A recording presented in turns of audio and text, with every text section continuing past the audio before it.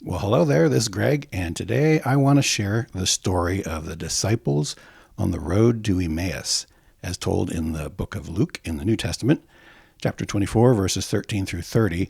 I love this, and the reason why I'm sharing this one with you today is because it's another one of those situations where we've got a wonderful story from the life of the Savior, and also some beautiful art and some amazing music that all comes together at the same time, excuse me. And so it's that perfect storm. So what I'm going to do is I'm going to read to you the verses out of Luke. This is the King James Version. And I can't help but share just a couple of comments at the end, and then we'll listen to the music. And so hopefully you enjoy this. The art is by our friend and brother, James Tissot, who did such a wonderful job of capturing kind of the humanity of the life of the Savior. I love his style. So as I read, if you're looking at this, just look at the scene, and imagine yourself. And I think one of the reasons why I really like this story is because these two, it's interesting. The artist referred to them as pilgrims. So pilgrims or disciples or whatever, these are us. They're you and me. And, it's a couple of guys who are walking on this, long walk to get, from point A to point B. And, they're talking about what, the amazing things that took place over the past couple of days, current events. They're talking about current events. And then the Savior appears incognito and has a little chat with them. So anyways, just imagine yourself kind of in their place and feel their humanity and their excitement as they're sharing and then as they have their experience. So before I begin, though, the one thing to know is the timing of this. This verse 13, picks up literally right after Peter and Mary and company returned from discovering Christ's empty tomb. So this is when they say that same day, they mean that same day that they discovered that Christ was no longer in his tomb following his crucifixion and entombment. Also in the story, you're going to hear four voices. You will hear the voice of the narrator, and you will hear a long, kind of a breathless explanation from Cleopas, who is a disciple, telling about all the things that happened. And you can just imagine. And then you'll hear, of course, some comments from the Savior. And then towards the end of the story, you will hear a disciple in Jerusalem, could have been one of the 11, we don't really know. So there's a lot of pronouns as we get into this. It's all he and they and whatever. And so just so you know, all those pronouns, it's going to be one of those four. Alrighty, here we go. Verse 13. And behold, two of them went that same day to a village called Emmaus, which was from Jerusalem about 60 furlongs. And they talked together of all these things which had happened. And it came to pass that while they communed together and reasoned, Jesus himself drew near and went with them, but their eyes were holden that they should not know him. And he said unto them, What manner of communications are these that ye have one to another as ye walk and are sad? And one of them, whose name was Cleopas, answering, said unto him, Art thou only a stranger in Jerusalem, and hast not known the things which are come to pass there in these days? And he said unto them, What things? And they said unto him, Concerning Jesus of Nazareth, which was a prophet, mighty in deed and word before God and all the people, and how the chief priests and our rulers delivered him to be condemned to death, and have crucified him. But we trusted that it had been he which should have redeemed Israel, and beside all this, today is the 3rd day since these things were done. Yea, and certain women also of our company made us astonished, which were early at the sepulchre. When they found not his body, they came, saying, they had also seen a vision of angels, which said that he was alive. And certain of them which were with us went to the sepulchre, and found it even so as the women had said, but him they saw not. Then he said unto them, O fools, and slow of heart to believe all that the prophets have spoken. Ought not Christ to have suffered these things, and to enter into his glory? And beginning at Moses and all the prophets, he expounded unto them in all the scriptures the things concerning himself. And they drew nigh unto the village whither they went, and he made as though he would have gone further.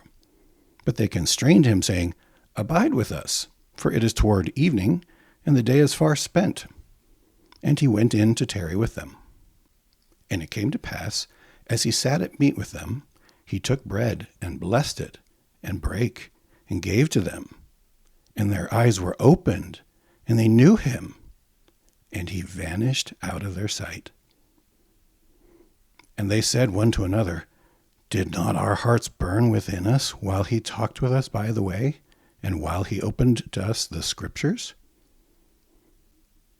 And they rose up the same hour, and returned to Jerusalem, and found the 11 gathered together, and them that were with them, saying, The Lord is risen indeed, and hath appeared to Simon.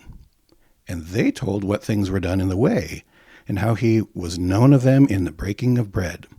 So how cool is that? That's the end, by the way. It ends super suddenly.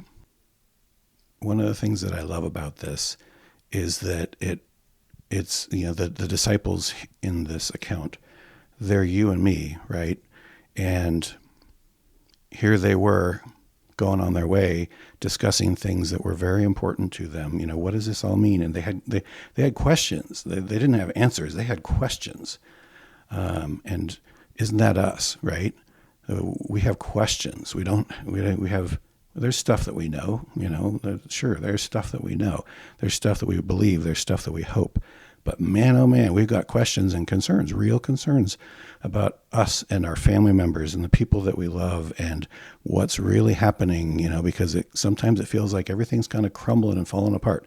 And that's what they were going through at that point, They thought the world was just coming down around them. And as they were discussing these things that were of the utmost importance, the Savior, joined them. Now, in their case, he literally joined them. And I think that where we can look to this as an analogy in our own lives is that we deal with things that are of the utmost importance, in our lives. And sometimes it really reaches a fevered pitch, right? And I think those are the times most of all when, the Savior is with us, when his Spirit is with us, comforting us. And if we are open to listen and to hear, then we can begin to understand the writings of the prophets and all the things that we've been taught, and we can start to see better how the things that we've been taught really fit and come together and help us to work through some of the challenges. And it's still not going to answer every question, but it'll help us to understand and to know, what is important, what should we do next, and to have a sense of peace knowing that, even though we still have questions, we're on the right track, we're doing the right thing. This next step is the right next step to take, even though we don't know exactly where it's going to lead. Excuse me. So I love this story. And I'm glad I was able to share it with you. Are you ready for the music? Now, a couple of cool things. I had no idea. The song, Abide With Me, 'Tis Eventide, was written, both the lyrics and the music, by two different people, but within a couple of years of each other, both of the two people, Martin Lowry Hoford wrote the lyrics and Harrison Millard wrote the music.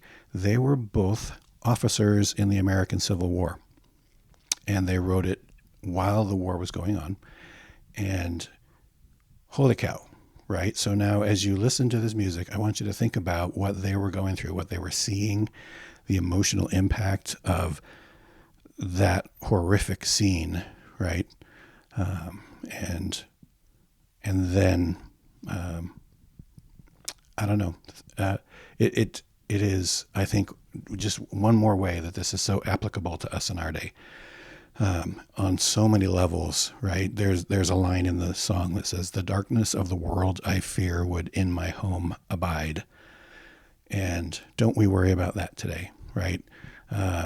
While we don't have bloody battles in the United States that are, comparable to Gettysburg and those sorts of things in the Civil War, we certainly have, there are horrors going on all around us. And of course, we are fighting, civil wars of other sorts. And so for whatever reason and on whatever level, I think we all fear that the darkness of the world will make its way into our homes and into our lives.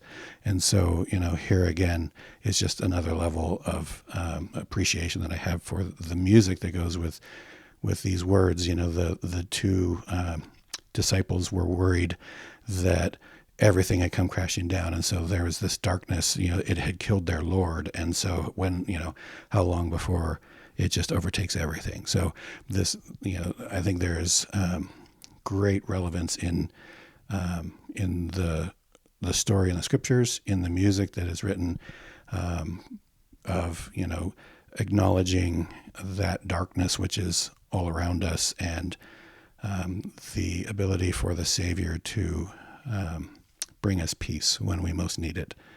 And that hits us all from time to time. Now, the music itself was performed by a combined choir from the Brigham Young University students. And I love this version. It's an a cappella version. And it's just sweet to listen to. You can see, if you're watching the actual video of the performance, which I'll include the link in the comments to this video, you can see in their faces that this is very important to them. And I love that. There are many versions of this performed by lots of choirs, and they're all beautiful. I just happened to pick this one. It was special to me at this moment. So with that introduction, I will shut up now, and we'll listen to the song together. And so this is me signing off for now. And hey, let's do this again sometime. See ya.